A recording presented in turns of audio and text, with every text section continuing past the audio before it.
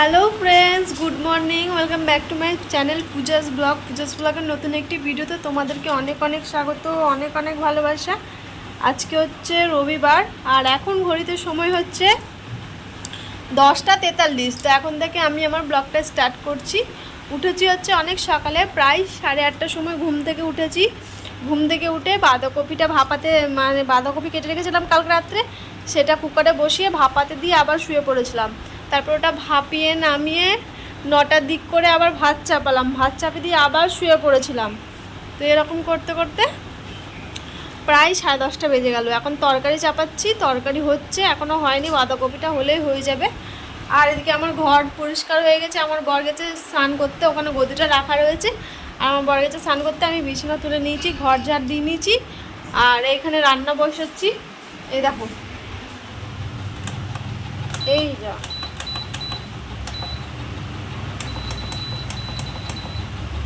মাছটা কমে গেছে।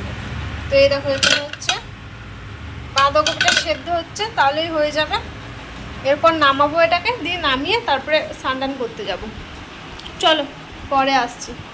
তো এখানে দেখো, প্রথমে কড়াইতে তেল দিয়েছি, তেলের মধ্যে একটু পেঁয়াজ, তারপর একটু চিনি দিয়ে দিয়েছি, তারপর টমেটো, আদা বাটা, রসুন বাটা, লঙ্কা গুঁড়ো, হলুদ গুঁড়ো, লবণ গুঁড়ো, জিরে গুঁড়ো, ধনে গুঁড়ো সব দিয়ে এখানে ভালো করে কষিয়ে নিয়েছি। আর এখানে মটরশুঁটিটাও ধুয়ে রেখেছি, আলুটাও ধুয়ে রেখেছি, মাংসটাও ধুয়ে রেখেছি।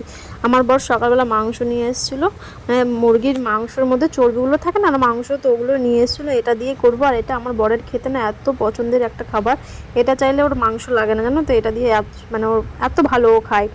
তো যাই হোক, ওটাকে এটা করছি অনেকদিন পর, আমারও বেশ খেতে ভালো লাগে। আমি এটা ওর কাছে মানে শ্বশুরবাড়িতে এসেই খাওয়া শিখেছি আর কি। আমি মাছের মাথা দিয়ে বাঁধাকপি শুনেছিলাম, কিন্তু মাংস দিয়ে বাঁধাকপি হয় এটা আমি শ্বশুরবাড়িতে এসেই জানতে পারলাম।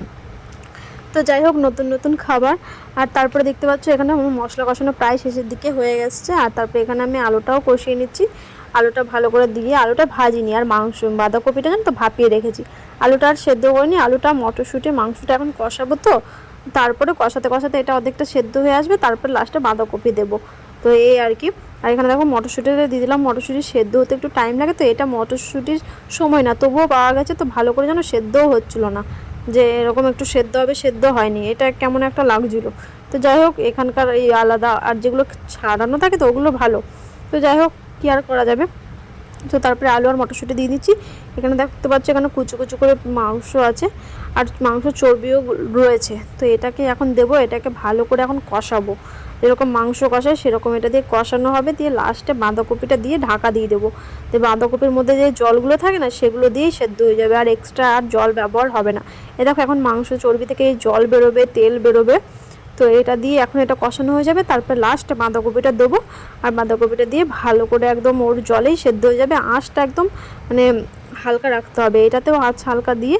আর এখানে দেখতে পাচ্ছি বাঁধাকপিটাও দিয়ে দিচ্ছি, এখনও সেদ্ধ হয়নি, দেখো অনেকটা তেল ছেড়ে গেছে, এখন রান্নাবান্নাও হয়ে যাবে। আমি এখানে বসে আছি, একটু ফোন ঘাঁটছি, কি আর করবো। এই দুটো খুব ব্যথা করছে, এই কপাল দুটো জন্য প্রচুর ব্যথা।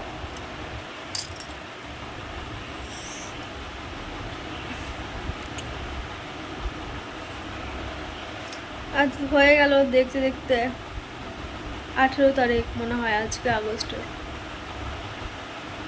আর বাড়ি যাবার আর বেশি দিন নেই, অনেকটা তাড়াতাড়ি কাছিয়ে আসছে। অক্টোবরের 3 তারিখে বেরোবো, 4 তারিখের মধ্যে বাড়ি পৌঁছে যাব। তো যাই হোক, দিন একদম চলে আসছে কাছে, তাই না?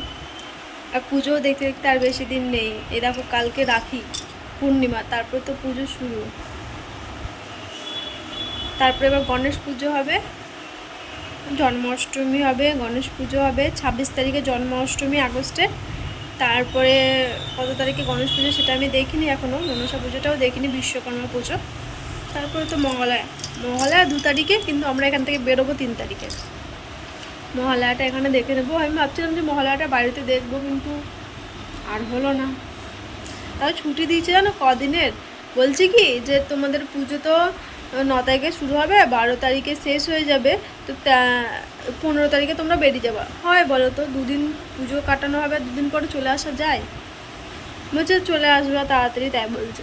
যে আমরা বললাম ঠিক আছে, দেখা যাক। তো 20 তারিখের আগে তো বেরোবোই না, 18 তারিখ অবধি বলেছি, যে 18 তারিখ বা 20 তারিখের মধ্যে বেরিয়ে পড়বো। তারপরের মাসে ধরো দিওয়ালি আছে, এখানে তো দিওয়ালি বেশি ধুম হয়, তো তার জন্য আর কি 20 তারিখের মধ্যে আবার চলে আসবো, বা 20 থেকে 22 তারিখের মধ্যে। যাওয়ার টিকিটটা হয়ে গেছে, আসার টিকিটটা এখনও হয়নি, ওটাকে করতে হবে। ওটা যখন আসবো তখনই করে নেবো, বা তার আগেও করতে পারে। শুনলাম এমনিতেও টিকিট পাচ্ছিল না, এখানে একটা ট্রেনের টিকিট নেই, কনফার্ম টিকিট ফেলাকনামাতেও পাইনি, বা স্কোচ ভোরবেলা যেটা যায় সেগুলোতেও একটা টিকিট নেই। এখান থেকে আমাকে কেটে কেটে যেতে হবে, এখান থেকে আমাকে নাগপুর যেতে হবে, নাগপুর থেকে ডাইরেক্ট ট্রেন আছে, একটাও টিকিট পাইনি জানো। সব বুক, সব ওয়েটিং লিস্ট। আর ওয়েটিং লিস্টে টিকিট করা যায় না, কনফার্ম না হলে তো করা যাবেই না, কারণ আমি যাবো তো। আমাকে নিয়ে একটু বেশি সমস্যা, ছেলেরা তাও ওয়েটিংয়ে চলে যাওয়া যায়, কিন্তু মেয়েদেরকে নিয়ে ওয়েটিংয়ে নিয়ে যাওয়াই যায় না, অনেক ঝামেলা হয়ে যায়। তার জন্য ওই কনফার্ম এখান থেকে আছে নাগপুর, ভোরবেলা 3 তারিখে বেরোবো, এখান থেকে নাগপুর পৌঁছাবো বিকেলবেলা, তারপরে ওখান থেকে সন্ধ্যেবেলা ট্রেন, তারপরের দিন বিকেলের মধ্যে হাওড়া ঢুকে পড়বো, আর রাত্রের মধ্যে বাড়ি, শ্বশুর বাড়ি আগে যাব। তো যাই হোক, যখন যাবো তখন তোমাদের সাথে অবশ্যই শেয়ার করবো। এখন এরকম বললাম, দিনটা গুনছি কবে যে আসবে, কবে বাড়ি যাব, কতদিন হয়ে গেল, ভালো লাগছে না।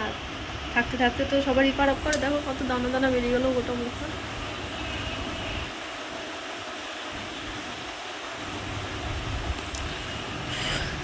চল পরে আসছি তাহলে, সারাদিন দেখতে থাকো, পরে আসছি, অনেকটাই কথা বলে ফেললাম এখানে, চল পরে আসছি। এখানে নিয়ে নিয়েছি গরম গরম তরকারি আর ভাত, এটা আমাদের ব্রেকফাস্ট আজকে, যেহেতু কালকে সারাদিন ভাত খাওয়া হয়নি, তার জন্য এটা অল্প অল্প খেয়ে দোকান বেরোবো। এখন টাইম হচ্ছে 11:35, তো এতক্ষণে আমি দোকানের জন্য বেরোচ্ছি। আর খাওয়া দাওয়া করলাম, ওই কালকে সারাদিন ভাত খাইনি, তার জন্য অল্প ভাত নিয়েছিলাম, আর ওই মাংস দিয়ে বাঁধাকপি করেছিলাম, তো ওটাই আমি আর সোনা দুজন মিলে খেয়ে নিলাম। আমি খাইলাম, ওকেও খাইয়ে দিলাম, দিয়ে এখন দোকানের জন্য বেরোচ্ছি।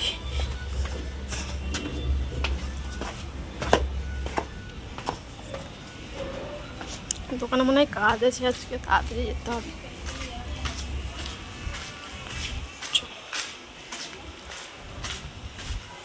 ও আসছে ঘর তালা মেরে, আমি একটু আগে বেরোলাম, আমার আগেও চলে যায়, আমি একটু আস্তে আস্তে হাঁটি তো, তার জন্য।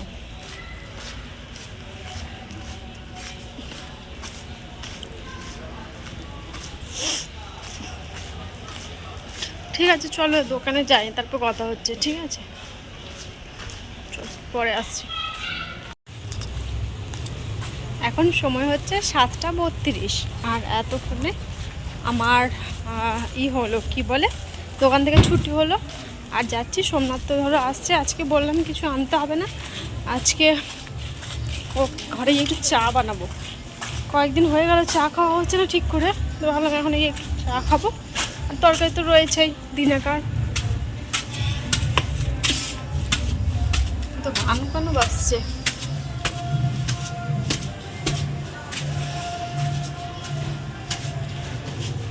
আসবে এক্ষুনি, আসছে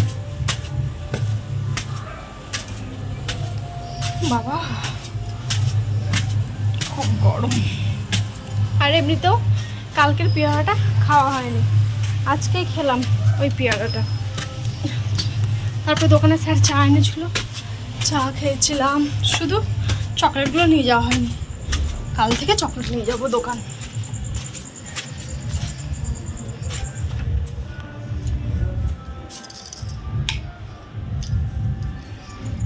কিছু আছে মনে হয়, বক্স বাজছে, অবস্থা দেখো কি করেছে, জল ফেলে ফেলে।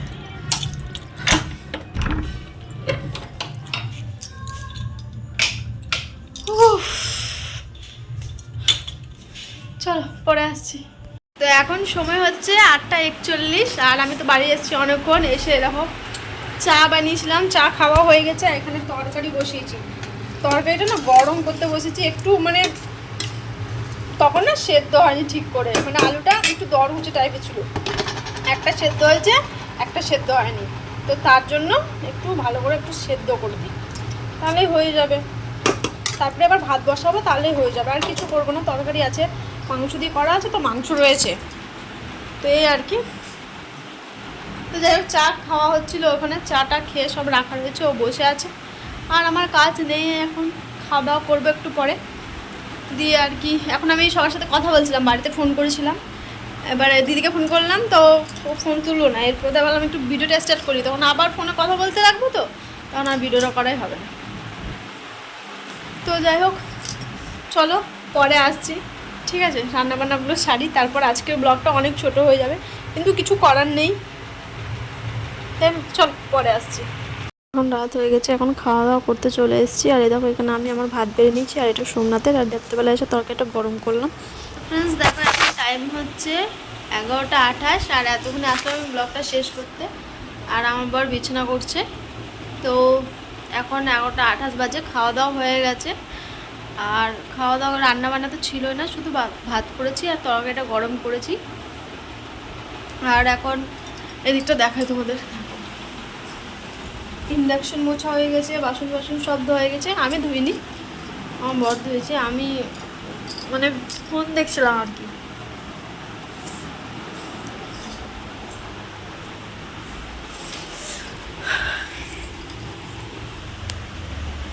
ওদিকে এখন বিছানা হচ্ছে, আর এইদিকে আমি এখানে একটা গদি রাখা আছে, এতেই বসে আছে। এটা সিঙ্গেল, ওটা ডাবল, সিঙ্গেল ডুয়েট বলে না, এটা সিঙ্গেল ঘুমানো হয়, আর ওটা একটু বড় আছে ডাবল।